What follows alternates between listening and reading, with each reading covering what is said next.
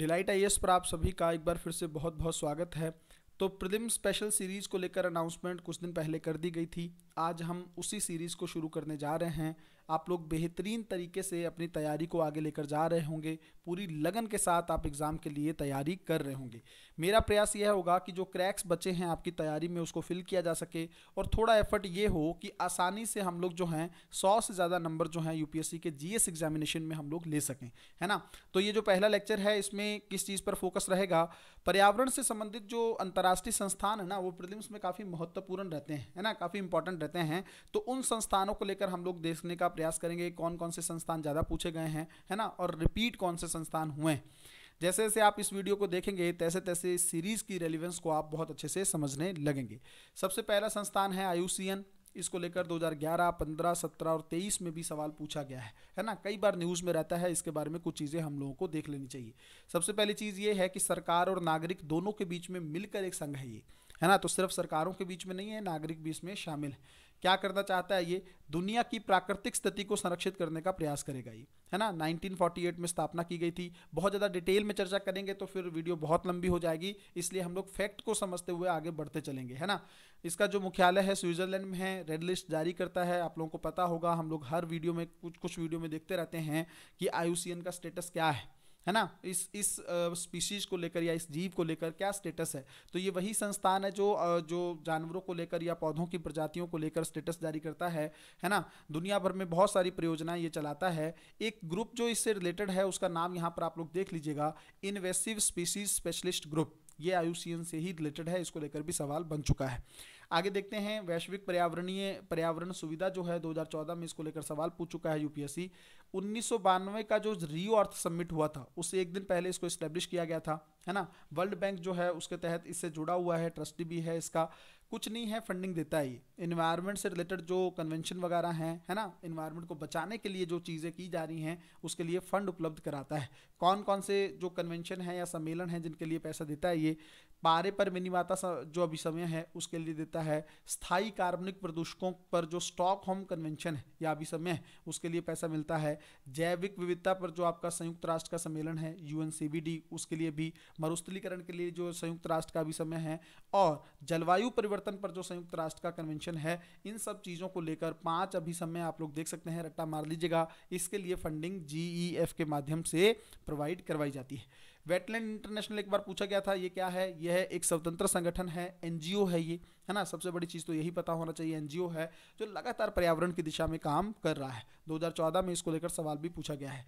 UNCCD मरुस्थलीकरण को लेकर जो संयुक्त राष्ट्र का कन्वेंशन है, इसको लेकर 2014 और 16 में सवाल बन चुका है। क्या है ये, 1994 में स्थापित किया गया था। पर्यावरण और विकास को स्थायी भूमि प्रबंधन से जोड़ने वाला एकमात्र कानूनी रूप से बाध्यकारी अंतर्राष्ट्रीय समझौता है। तो सबसे पहले एक टर्म आप लोगों ने यहाँ पे देखा होगा, स्थायी भूमि प्रबंधन का मतलब होता है भूमि को ऐसा प्रबंधित करना कि वो स्थायी रूप से लगातार वर्क करती रहे, मतलब उसकी उत्पादकता में कमी ना हो, है ना। लैंड जो है लगातार डिग्रेड होती चली जा रही है। जैसे मैं आपको एग्जांपल के तौर पर बताता हूँ, भारत में भी थार मरुस्थल जो है उसका विस्तार हो रहा है। और मरुस्थलीकरण का बढ़ना क्या होता है कि जो खेती योग्य भूमि है वो कम हो जाएगी, और खेती योग्य भूमि अगर कम हो जाएगी तो खाद्य सुरक्षा पर चिंता बहुत बड़े स्तर पर पैदा हो जाएगी, है ना। तो इसी के लिए प्रयास यह किया जा रहा है कि मरुस्थलीकरण को बढ़ने से रोका जा सके, ठीक है। तो ये जो यूएनसीसीडी है ये अन्य 2 कन्वेंशनों के साथ मिलकर भी काम करता है। एक तो जैव विविधता पर जो कन्वेंशन है और जलवायु परिवर्तन पर जो कन्वेंशन है। इसमें एक टर्म आप लोग देख रहे हैं, भूमि क्षरण तटस्थता, इसको बोलते हैं लैंड डिग्रेडेशन न्यूट्रलिटी, है ना। तो एलडीएन जो है ये भी वही कॉन्सेप्ट है, अभी मैंने आप लोगों को समझाया है, लैंड को डिग्रेड होने से रोकने का प्रयास करना है। 2006 को अंतर्राष्ट्रीय वर्ष रेगिस्तान के लिए घोषित किया गया था।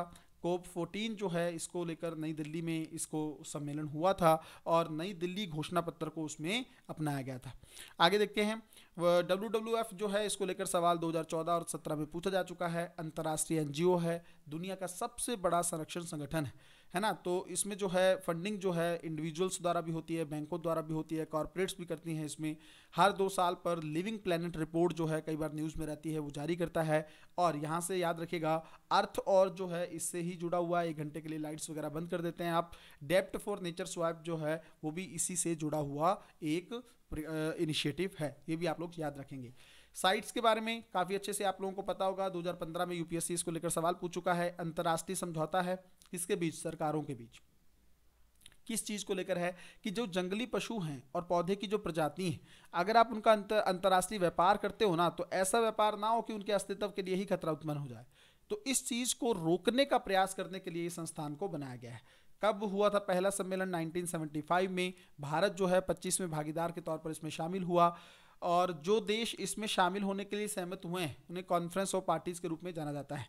कानूनी रूप से बाध्यकारी समझौता है भाई, याद रखिएगा इसको, जो इसमें शामिल होता है उसको मानना ही पड़ेगा, है ना। इन पार्टियों के लिए कन्वेंशन को लागू करना बाध्यकारी है, हालांकि यह इनके राष्ट्रीय कानूनों की जगह नहीं लेता है, इसको भी थोड़ा सा ध्यान रखिएगा आप लोग, है ना। आयात निर्यात जो होता है, पुण्य निर्यात को लेकर मतलब काफ़ी रेगुलेशन करता है इंटरनेशनल ट्रेड जो है जंगली प्रजातियों को लेकर। इसके 3 परिशिष्ट हैं, थोड़ा थोड़ा देख लीजिएगा, इसमें थोड़ा फॉन्ट छोटा हो गया है बट आप लोगों को समझ में आ जाएगा। परिशिष्ट 1 जो है उसमें ऐसी प्रजातियां सूचीबद्ध हैं, ठीक है, जो सबसे अधिक संकटापन्न स्थिति में है, तो काफ़ी डेंजरस वाली जो है परिशिष्ट 1 में है। परिशिष्ट 2 में ऐसी प्रजातियां हैं जिनके निकट भविष्य में लुप्त होने का खतरा नहीं है, लेकिन आशंका है कि यदि इनको बचाया नहीं गया तो आने वाले टाइम में ये खत्म हो सकती हैं। परिशिष्ट 3 में ऐसी प्रजातियों की सूची है जिन्हें किसी पक्षकार के अनुरोध पर शामिल किया जाता है ना। कोई एक जो पार्टी है वो कहे कि नहीं ये भी इंपॉर्टेंट है, इसको शामिल करो, थोड़ा सा इसके बारे में आप लोग फैक्चुअल इन्फॉर्मेशन देख लेना। संयुक्त राष्ट्र पर सतत विकास को लेकर संयुक्त राष्ट्र का सम्मेलन है ना, ये 2015 में इसको लेकर सवाल पूछा गया था। इसे Rio+20 भी कहते हैं, है ना। इसी को ऐसे ही सवाल पूछा गया था यूपीएससी का, और इसे जो है पर्यावरण और विकास पर संयुक्त राष्ट्र सम्मेलन जो 1992 हुआ था उसके बाद 20 साल बाद लगभग 2012 में आयोजित किया गया था, है ना। तो इसको भी आप लोगों को थोड़ा सा याद रखना है।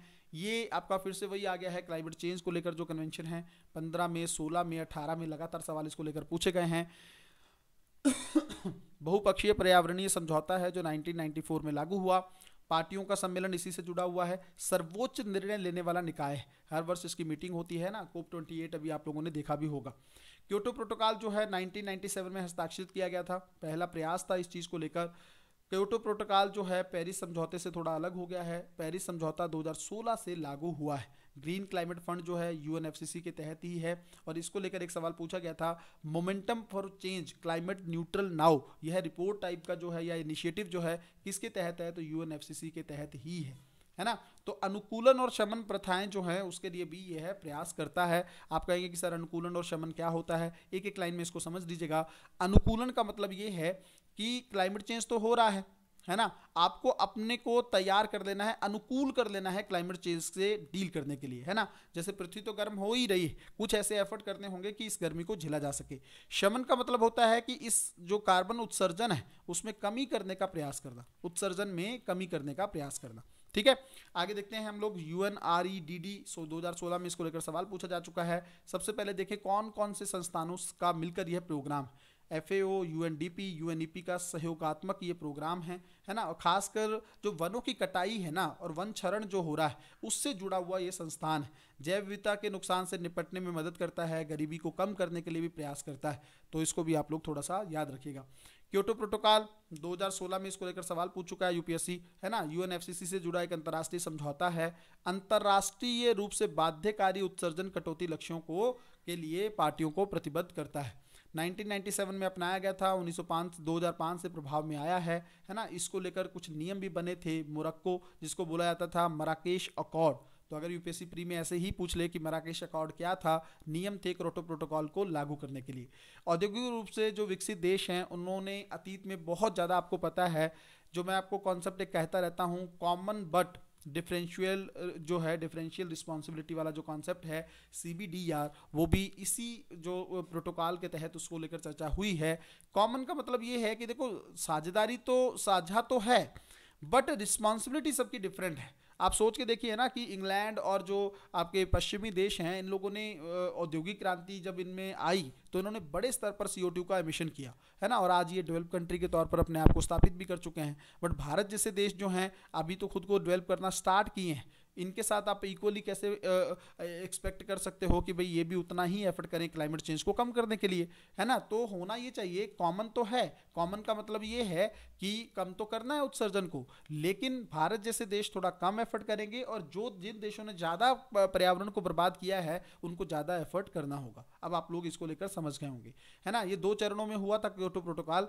प्रथम चरण जो था 2008 से आरंभ होकर 2012 में स्थापित हुआ, है ना, समाप्त हुआ। उसके बाद जो है अगर आप देखेंगे इनका क्या, इसके अंदर क्या था, इसके अंदर ये था कि वर्ष 1990 की तुलना में 5% उत्सर्जन को कम करना है। दूसरा चरण जो है 2013 में शुरू हुआ और 2020 में ये लगभग खत्म हो चुका है। इसमें 18% उत्सर्जन को कम करना था, है ना। स्वच्छ विकास तंत्र जो है, क्लीन डेवलपमेंट मैकेनिज्म जो है, इसी के तहत अपनाया गया था। आगे देखेंगे आप लोग, कार्टाजेना प्रोटोकॉल जो है इसका उद्देश्य क्या है। आधुनिक जैव प्रौद्योगिकी के परिणाम स्वरूप संशोधित जीवों द्वारा उत्पन्न संभावित जोखिमों से जैव विविधता से रक्षा करना। तो सबसे पहले तो याद रखेंगे कि जैव विविधता से जुड़ा हुआ कन्वेंशन है, प्रोटोकॉल है। दूसरा इसमें यह है कि यह कोशिश ये करेगा, आपको पता है कि जो जेनेटिकली मॉडिफाइड जो चीज़ें होते हैं, जो आप चीज़ें बनाते हैं, ऑर्गेनिज्म बनाते हैं, उनसे किसी को जैव विविधता को खतरा नहीं होना चाहिए। इस तरह का प्रयास इस कन्वेंशन के तहत या प्रोटोकॉल के तहत किया जाएगा। नागोया प्रोटोकॉल क्या है। आनुवंशिक संसाधन जो है ना, जो आनुवंशिक जो जेनेटिक रिसोर्सेज हैं उसका फायदा सभी को होना चाहिए। इसके लिए 2010 में नागोया प्रोटोकॉल किया गया था। यह भी जैव विविधता से ही संबंधित एक प्रोटोकॉल है, ठीक है। इसको भी याद रखेंगे, इसको लेकर भी सवाल बन चुका है। एजेंडा 21 को लेकर चीजें आई हैं। सतत विकास के संबंध में संयुक्त राष्ट्र की गैर बाध्यकारी, नॉन बाइंडिंग है भाई, याद रखिएगा, है ना। किससे जुड़ा हुआ है ये एजेंडा 21, सतत विकास, सस्टेनेबल डेवलपमेंट से जुड़ा हुआ ये प्रयास है। पृथ्वी शिखर सम्मेलन जो 1992 में हुआ उससे ही यह पैदा हुआ। एजेंडा 21 जो है, इसमें 20 का मतलब ये है 21वीं सदी के अंदर हमें एफर्ट करना है। आगे देखेंगे ये ट्रैफिक, काफ़ी बार ये भी संस्थान पूछा गया है प्री में। क्या है ये, वन्य जीव व्यापार निगरानी नेटवर्क के तहत एक अग्रणी गैर सरकारी संगठन है। तो सबसे पहले तो याद रखेंगे ये एनजीओ है, ठीक है। दूसरा, कौन कौन इसको लेकर स्टार्ट किया है या किसका संयुक्त प्रयास है, ये WWF और IUCN। ये इसको लेकर प्री में सवाल पूछा गया था, याद रखेंगे। इसको लेकर भी 1976 में इसकी स्थापना हुई थी, है ना। और लगातार जो है प्रयास करने इस दिशा में वह प्रयास कर रहा है। हेड ऑफिस कहाँ पर है, कैम्ब्रिज इंग्लैंड में है। उद्देश्य क्या है, वन्य जीवों, ठीक है, पौधों और पशुओं का व्यापार प्राकृतिक संरक्षण के लिए खतरा उत्पन्न ना करे, ये ठीक है। अगर आप लोग देखेंगे तो साइट्स भी इसी दिशा में काम करता हुआ आपको दिखेगा। वैश्विक जलवायु परिवर्तन गठबंधन जो है 2017 में इसको लेकर सवाल पूछा गया था। यूरोपीय संघ द्वारा इसको शुरू किया गया था।